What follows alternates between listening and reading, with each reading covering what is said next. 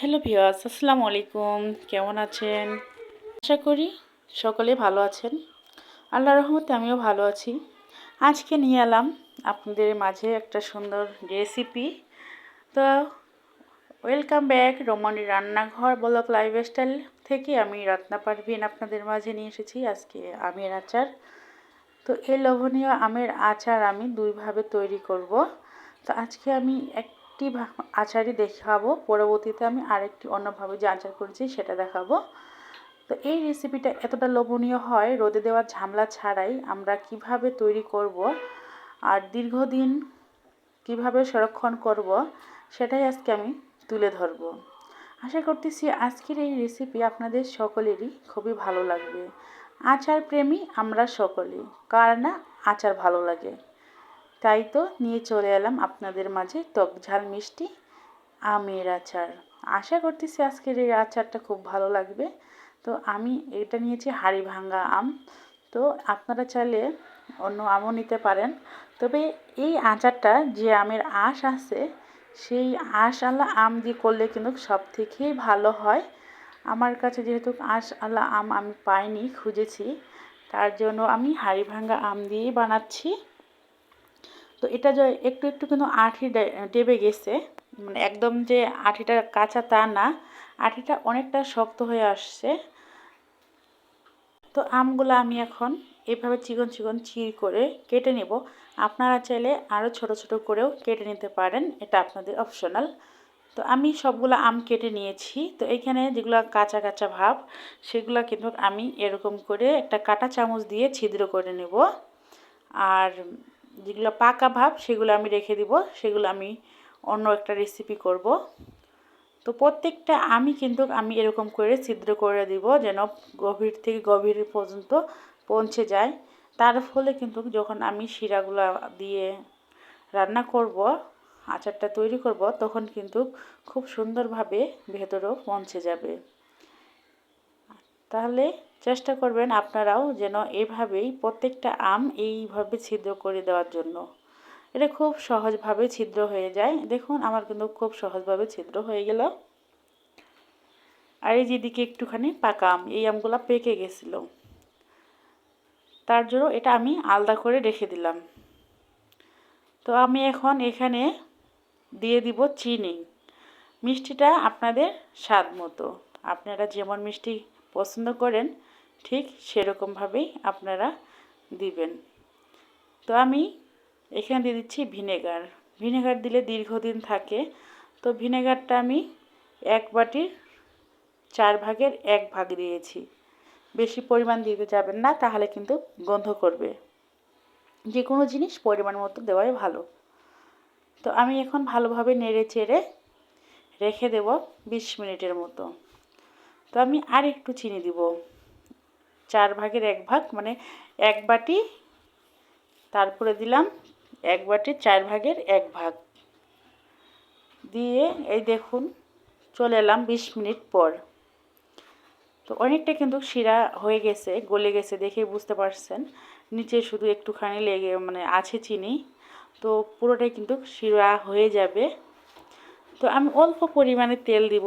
এটা যেহেতু মিষ্টি একটা টক ঝাল আমের আচার, আমি এখানে বেশি তেল একদমই ব্যবহার করব না। তো এখানে আমি দিয়ে দিলাম ফোড়ন। এখানে আছে জয়ত্রী, না সরি জয়ত্রী না, আপনার যে ডাল মশলাগুলো হয় ওই ডাল মশলাটা দেওয়া হচ্ছে আর কি। আর দিয়ে দিব একটু জিরে আর রসুন, শুকনো মরিচ, তেজপাতা। আপনার চাইলে এখানে লবঙ্গ, এলাচ বা আদা কুচিও ব্যবহার করতে পারেন। তো আমি এখন ভালো করে একটু নেড়ে চেড়ে ভাজিয়ে নিব। আমি কিন্তু তেল একদমই ব্যবহার করতাম না, আমার শুধু এই রসুন আর মরিচগুলো ভাজার জন্যই তেলটা ব্যবহার করা হলো। তো আপনারা যদি এমনিতেও তেল ছাড়া যদি না করতে চান, তাহলে আপনারা তেল স্কিপ করতে পারেন। তো আমি তেল দিয়ে অল্প পরিমাণ শুধু ভেজে নেওয়ার জন্য তেলটা দিয়েছি। তো যখনই ভেজে নেওয়া হয়ে গেছে তখনই কিন্তু আমি আমগুলো দিয়ে দিব। তো দেখুন অনেকটাই কিন্তু শিরা হয়ে গেছে, পুরোপুরিভাবে গলে গেছে, দেখেই বুঝতে পারতেছেন। আমগুলা আর চিনিগুলা পারফেক্টভাবে গলে গেছে, তার ফলে কিন্তু প্রতিটা কিন্তু আমের ভাজে ভাজে শিরাগুলা পৌঁছে গেছে। তো আমি এখন এভাবে আস্তে আস্তে করে নেড়ে চেড়ে দিব, না হলে কিন্তু আমগুলো ভেঙে যাবে। যেহেতু আঁশ নেই সেহেতু কিন্তু ভাঙার চান্স খুবই বেশি। যে আমগুলোর আঁশ আছে সেই আমগুলো কিন্তু ভেঙে যায় না, আঁশগুলো ধরে আঁকড়ে রাখে। তো আমি একটু ঝাল করার জন্য শুকনো মরিচ দিলাম, এটা হলো রাঁধুনি গুঁড়া মশলা, ঝাল খুব, তার জন্য 1 চামচ দিলাম। আপনাদের যদি এমনিতে হয় তাহলে 2 চামচ বা তারও বেশি দিতে পারেন। তো আর দিয়ে দিলাম 2 চামচ পরিমাণ বিট নুন। তো বিট নুন দিলেও কিন্তু স্বাদটা আরও বাড়ে, আপনারা চাইলে এমনি লবণও দিতে পারেন। তো বিট লবণটাই আমি ব্যবহার করলাম যাতে স্বাদ আরও দ্বিগুণ হয়। তো ভালোভাবে মেশানো হয়ে গেলে আমি এখন ঠিক এভাবেই কিছুক্ষণ রান্না করব। তবে ঢেকে কিন্তু একদমই দিবেন না, তাহলে কিন্তু আমগুলো গলে যাবে। তো দেখুন কালারটা কিন্তু অনেকটাই হয়ে আসছে। তো আমি এভাবেই কিছুক্ষণ রান্না করব আর আলতো হাতে নেড়ে চেড়ে দেব, তাহলে পারফেক্টভাবে সুন্দর করে আমগুলার মধ্যে শিরাগুলা পৌঁছে যাবে।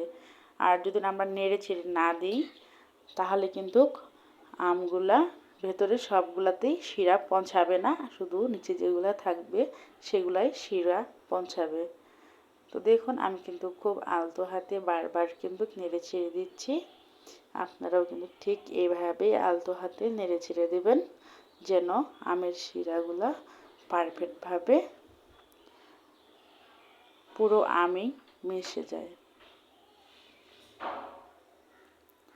তো দেখুন আমি কিন্তু আলতোভাবে কীভাবে নেড়ে ছেড়ে দিচ্ছি। তো দেখুন খুব সুন্দর করে কিন্তু আমি নেড়ে ছেড়ে দিচ্ছি।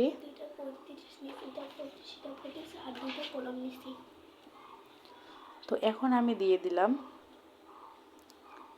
শুকনো মরিচের গুঁড়ো।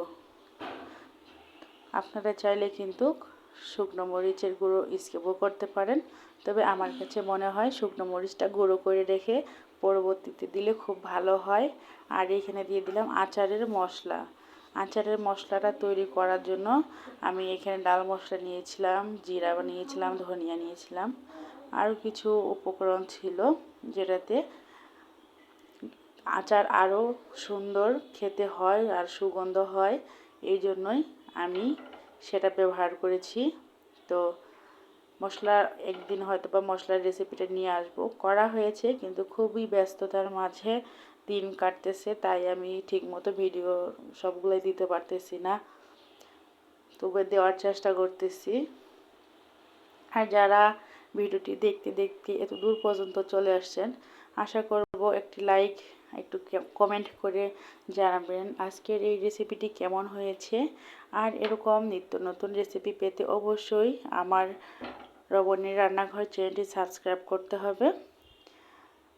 তো দেখুন আমের শিরাটা কিন্তু অনেকটাই গলে শুকিয়ে গেছে আর কালারটাও খুব সুন্দরভাবে আসছে।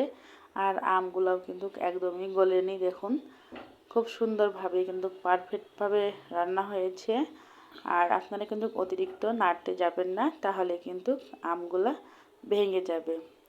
তো দেখুন যখন আমের শিরাগুলো এই পর্যায়ে চলে আসছে তখনই কিন্তু চুলাটা বন্ধ করে দিতে হবে।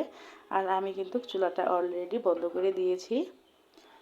তো আমগুলো একটু গরম আছেই, কিন্তু একটু যখন ঠান্ডা ঠান্ডা আসছে আর কি, পুরোপুরি ঠান্ডা নয়, তখনই কিন্তু আমি একটা বাটিতে উঠিয়ে নিচ্ছি আপনাদের মাঝে দেখানোর জন্য যে কতটা সুন্দর হয়েছে। দেখুন সবগুলা আমি যেমন মাশাআল্লাহ দেখতেও খেতেও কিন্তু খুবই সুন্দর লোভনীয়। আশা করতেছি আপনারা এভাবে ট্রাই করলে অবশ্যই ভালো লাগবে।